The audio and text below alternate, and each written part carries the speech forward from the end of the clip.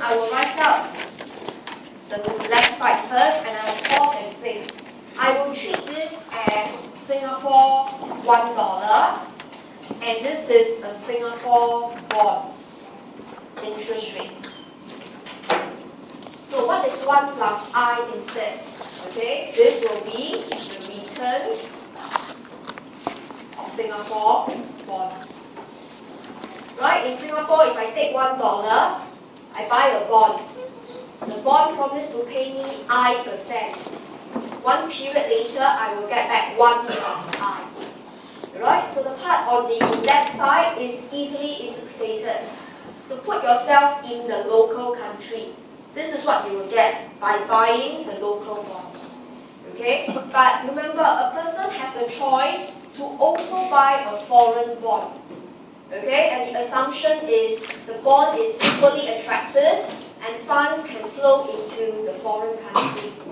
Right, so what would happen to the returns of the bond? If I take the same Singapore $1, okay, so this is how I read it, see carefully. I must convert it to my current exchange rate. Okay, so take for example, you can copy right below the equation. ET is like your current exchange rate.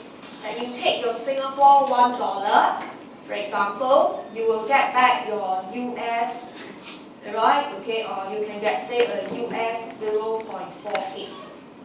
If you want to buy a US bond, you must take the Singapore $1 times the exchange rate 0.48 to get US dollar first. Okay, so this amount that you took, right, you buy a US bond, the interest rate is I*T. So it's the same intuition. 1 period later, you will get back your 48 cents with the interest of US. But that returns is in US dollar. So you have to therefore divide by the future exchange rate. For example, the future exchange rate, you call it E1, was Singapore 1 is to say US 50 cents. So imagine the amount you have in US dollar, you have to convert back to Sing. So you must divide by the 0.5. Right? So what exactly is this? This is actually the US bond interest rates, but the entire thing is the returns of USA bonds. But for them to be equal as given in equation 5, alright, both of them, they are all in Singapore dollars. So the UIP says, alright, the investor is faced with a choice of Singapore bond and US bond. Okay, if the investor has $1, okay, he buys a Singapore bond, this is the returns in Sing dollar. And because of perfect capital mobility, because funds can easily flow, the final outcome will be such that even if you take the same $1 to buy a US bond, through the conversion rate, the returns is exactly the same. Alright, so later on we will use 3 examples to explain to us why is that so. So that is equation 5. Alright, so don't just merely memorize it, okay? Give yourself a scenario. So I will always use Singapore as, alright, a base to compare with US. Okay, so remember all of them must be in Sing dollars as given in your lecture notes, highlighted in bold. They must be expressed in the same currency. Now, using this equation is actually not meaningful. If you can't use this equation, later I will teach you how to use the mathematical or numerical example. Okay? Now, it's very hard to read this equation, so what we do is we bring these interest rates to the left and we convert this into a percentage. Alright, so that's where you look at the bottom in page 6, equation 6, should I say. This was rewritten this way. Okay? Now, I don't prefer students to memorize equation 6. Alright, equation 6 is very tricky because it has 3 minus sign. right, it has actually 3 minus sign. Okay, so if you want to use equation 6, you must be very, very careful.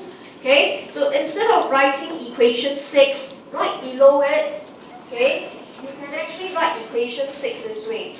Right, in your lecture notes it was I minus I star.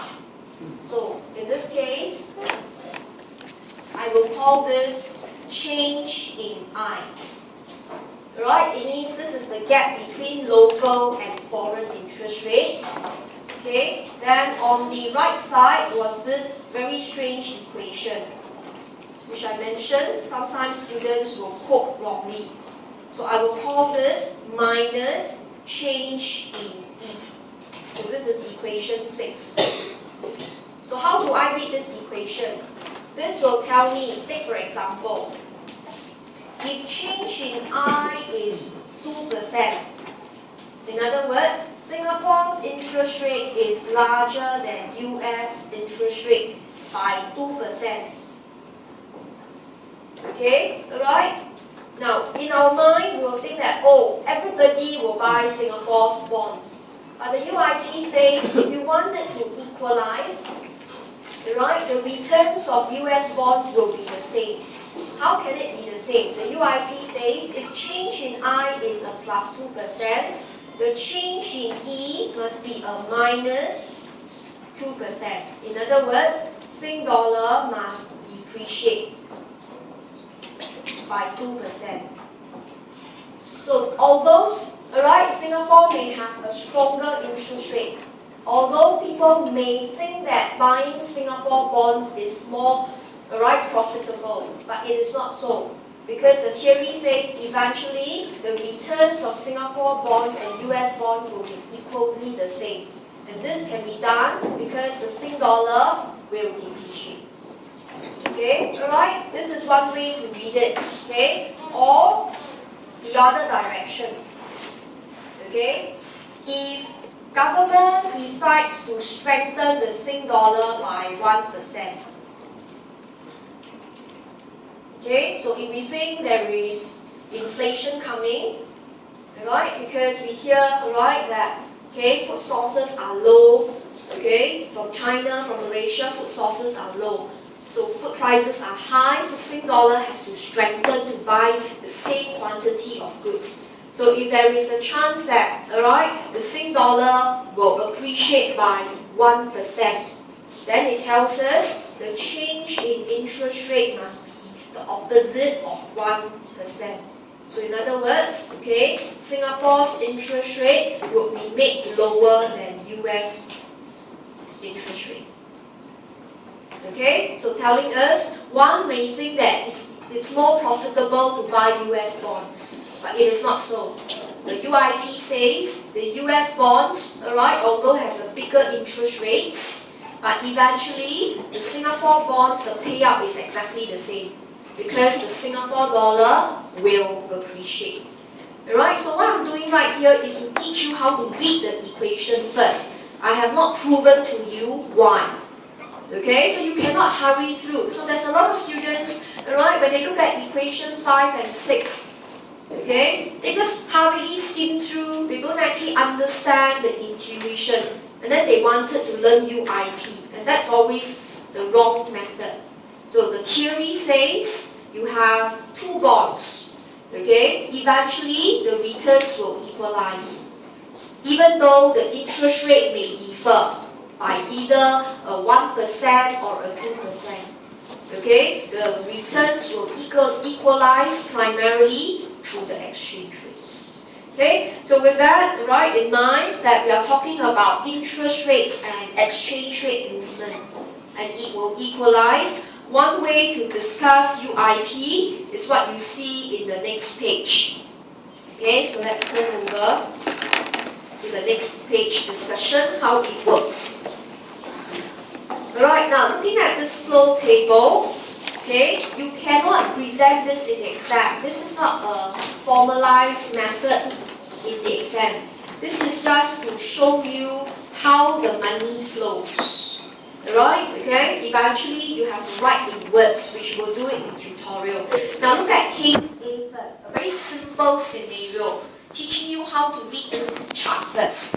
Alright, so instead of talking about Singapore $1, now we talk about Singapore $1,000.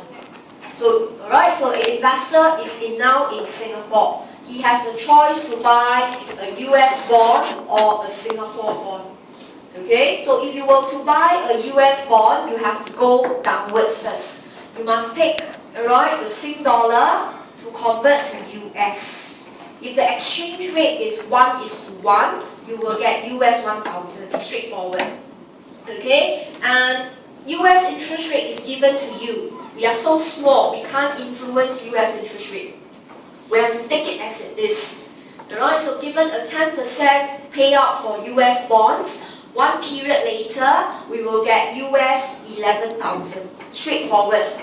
Okay? But I can't bring home this amount of money. I must convert back to Sing dollar. Alright? So look at this equation. If the exchange rate was exactly the same, previously, 1 Sing is 1 US. Now, the exchange rate is still the same.